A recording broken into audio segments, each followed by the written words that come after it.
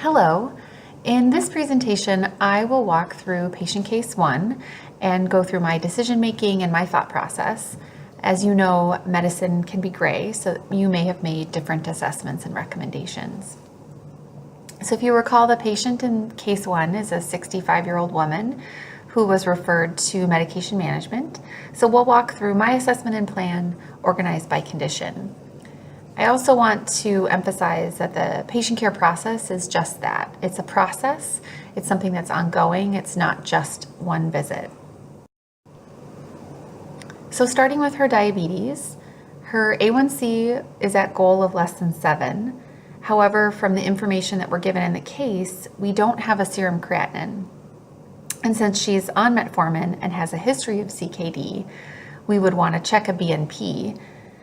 So the medication-related need is safety. The MTP category would be needs additional monitoring, and the MTP rationale is that the medication requires monitoring.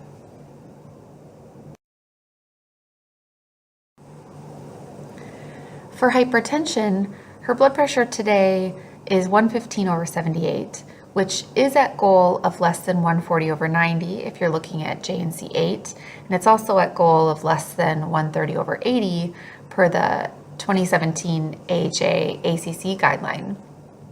She started lisinopril within the last 2 weeks, but we don't know how long she was off of it, so we probably want to check a BNP for the serum creatinine and potassium, because we want to check those when we're starting therapy or changing the dose of an ACE or an ARB. So the medication-related need here would be safety. The MTP category is needs additional monitoring, and the rationale is that the medication requires monitoring. For coronary artery disease, there are a few medication-related problems related to her therapy for CAD. So first, for clopidogrel, her stent was over a year ago, so she could stop that. So the medication-related need would be indication. The MTP category is unnecessary medication therapy, and the MTP rationale is that there's no medical indication at this time.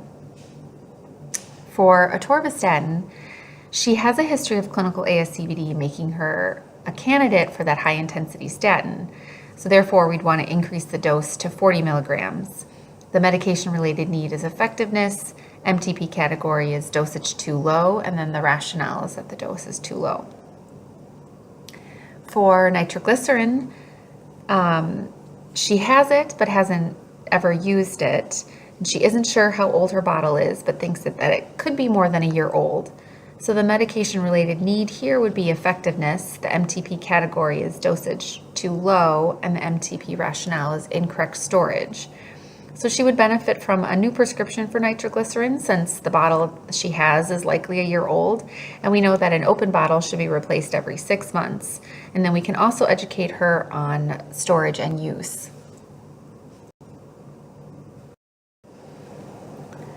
For GERD, this condition is at goal symptom-wise, since she has no symptoms. She's been on omeprazole for several years, she thinks.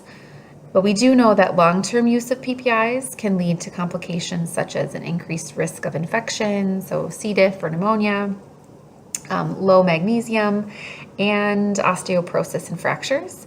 So here we have a medication therapy problem that we want to prevent.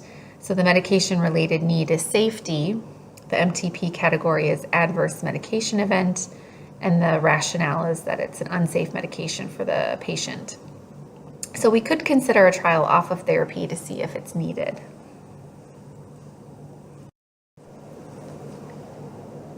For headache, it doesn't sound like she takes her ibuprofen too often, but NSAIDs aren't recommended in patients with CKD or heart disease, so she would benefit from stopping the ibuprofen. We could consider starting acetaminophen as needed for headaches. So the medication-related need here would be safety. The MTP category is adverse medication event, and the MTP rationale is that it's an unsafe medication for the patient.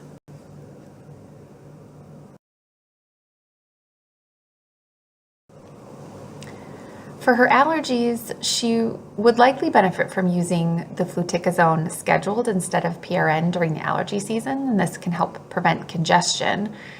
And so then the medication-related need would be effectiveness. the category is dosage too low, and the rationale is that the duration is inappropriate. And for immunizations or preventive therapy, she is a candidate for both the Prevnar 13 and the Pneumovax 23 because she's 65 years old. We would want to administer the Prevnar 13 first, followed by the Pneumovax 23 at least 1 year after the Prevnar 13. If she hasn't already, we would recommend that she gets her yearly flu vaccine. She is up to date on Hep B and Tdap. So the medication-related need here is indication. The MTP category is needs additional medication therapy, and the rationale is preventive therapy. There are a few conditions and medications that I think we need more information about to make assessments and recommendations. So for her COPD, she has an albuterol inhaler, and it sounds like her symptoms could be more related to allergies versus COPD. You know, she doesn't have a history of tobacco use, but she does have a 2-year history of smoking meth. So we may want to consider doing spirometry, and this can be to monitor the diagnosis, or we could use it to confirm that she does have COPD. And so we would want to continue to monitor how much albuterol she is using as well. And then for mental health, I would want more information to assess her mood and her anxiety symptoms. I think it would be helpful to know how often she's using the clonazepam PRN, and it would be helpful to determine if she sees a therapist or a psychologist in addition to her psychiatrist. And for sleep, we would want to assess her sleep and her sleep hygiene. It would be helpful to determine what other agents she's tried for sleep.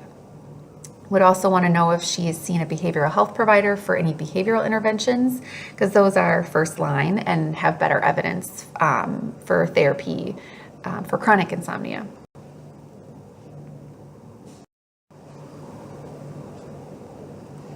So these were my thoughts as I approached the case. I hope you found it helpful to walk through the case and how I identified and classified the various medication therapy problems. And again, as I mentioned at the beginning of the presentation, the patient care process is just that.